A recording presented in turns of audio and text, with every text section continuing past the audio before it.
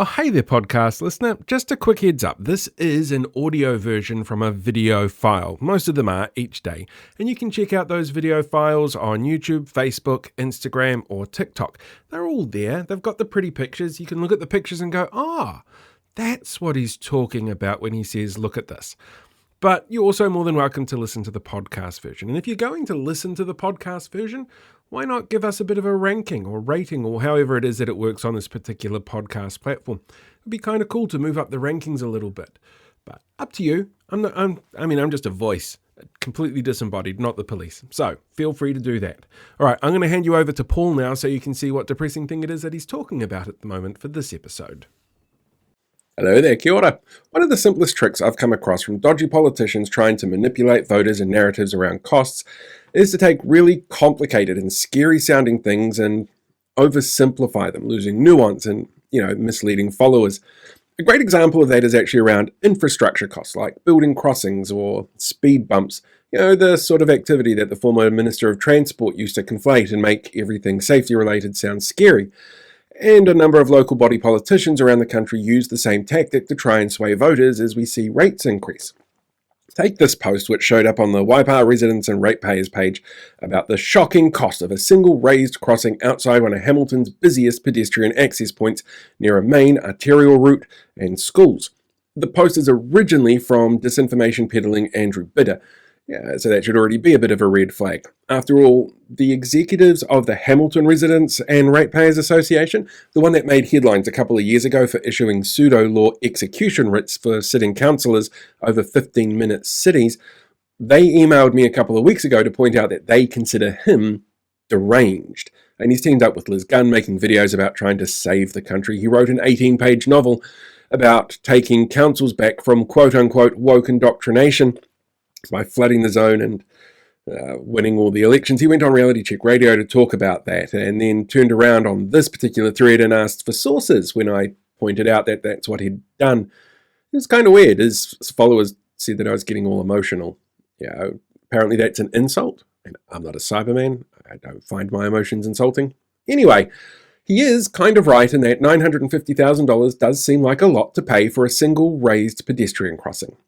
That's why the actual cost of this whole thing is $750,000 and it's not a raised crossing at all. The number he used was actually the price of a house nearby that he used to show the value of $950,000. And if people had read more than the first paragraph in the post, they would have seen that he actually does say further down the line that the cost is $750,000. But, why would you do that? This thing isn't going to cost what he's told them it's going to cost. It's going to be $200,000 less than that, and there's like a 5% variance in expected cost. So it's at the most, it will cost $750,000. But, thanks. Who needs them? Anyway, it does raise a complicated question that the common sense thinkers in this group who support these kind of candidates struggle with. Not why does somebody in the Waipaha care about the cost of a crossing in Hamilton that they're not paying for, but is being pushed by someone who is running his own local Waipaha ticket, so wanting people there to see a specific spin.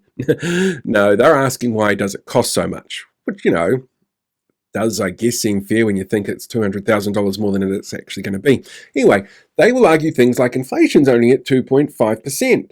Andrew did that himself. By the way, he doesn't mind me making fun of him. He actually said he's feeling special when I do that. Anyway, he said 2.5% inflation rate. So why does this cost so much more than it used to? So I guess we could take a look at that. The Consumer Price Index, which is inflation on what average consumers purchase, like food, power, rents, that's at 2.5%. But every sector has a different inflation rate based on issues which are impacting that sector directly. Like the strength of the economy or the constraints of supply.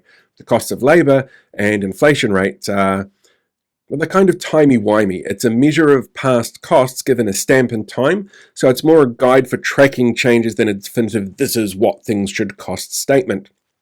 But, we can dive in a little bit deeper on that. If we take a look at the CPI in 2021, just as the war in Ukraine hit and COVID was going to sort of just start making its self felt around the rest of the world, well, our inflation rate was just over 3%. But for the infrastructure sector, it was almost 6%.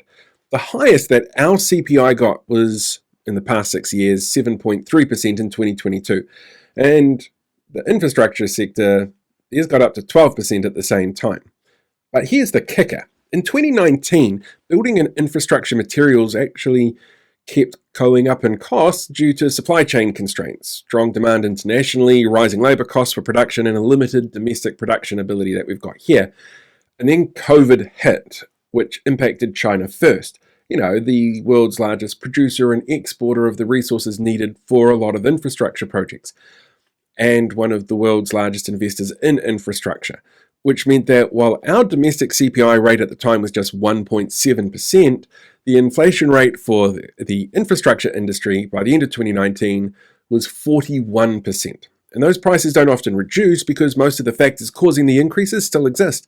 Inflation is about how quickly prices increase, but the last time that there was a decrease over the last 6 years, in fact the only time there was a decrease over the last 6 years in prices, was at the end of 2024. And now we have US tariffs coming into play. It's really hard to predict what we're going to be seeing over the next sort of 12 to 24 months in terms of inflation within the sector directly. But one estimate has around 2.8% this year, 2.4% next year, to lower CPI rates in this country for everybody else.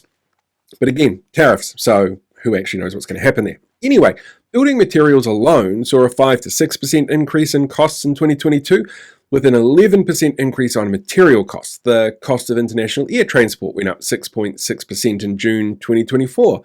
And sometimes we use that to bring in some of the smaller bits of technology that might be needed for these infrastructure projects. We actually import quite a bit of material for those infrastructure projects. Machinery and technology, for example, they come from the United States and China. And for roading projects, we import 100% of all of our bitumen, which means that we have to plan for current projects using stockpiles that were paid for under the higher inflation rate. So we're still dealing with costs under previous rates, and those costs hang around for a little bit. And, the sector faced labour shortages as well over the past half a decade, which drives up labour costs.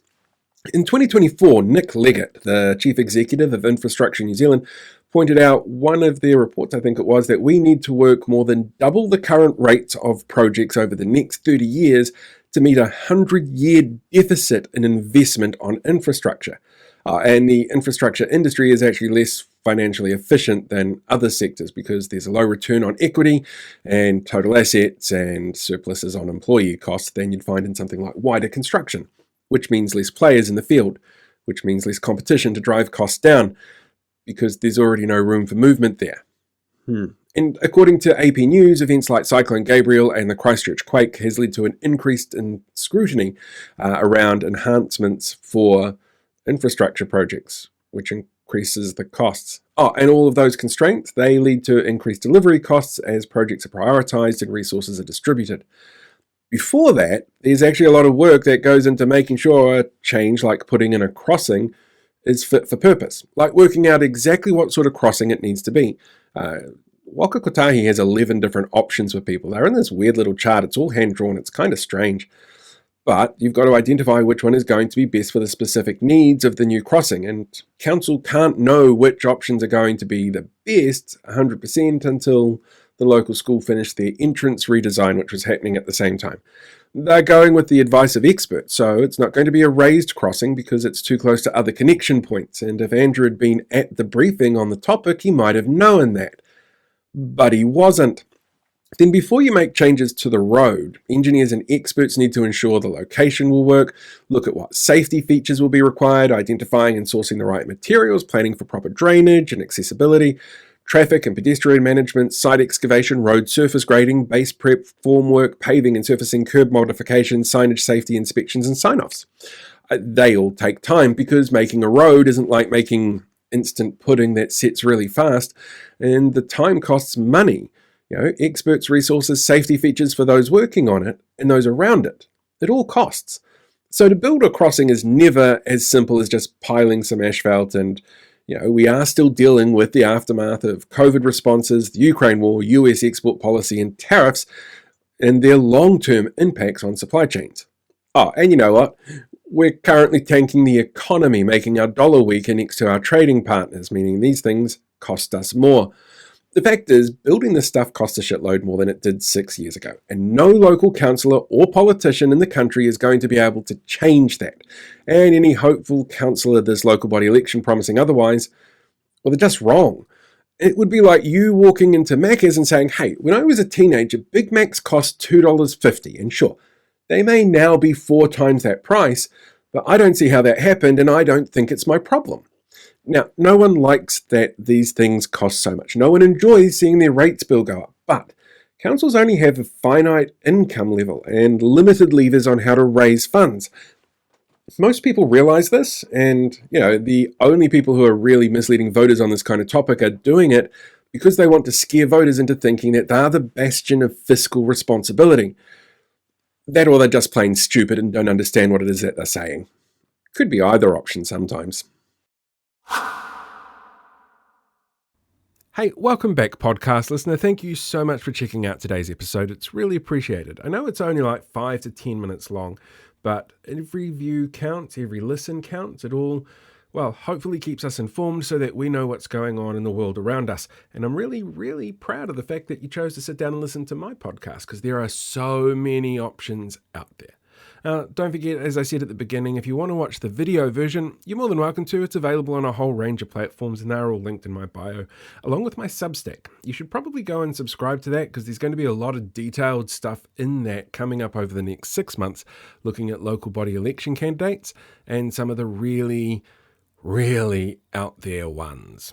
But yeah, entirely up to you. If that's not what you want to do, cool. Anyway, make sure you have a fantastic day. I will catch you guys all next time. Live long, prosper, be one with the Force, and I will see you around.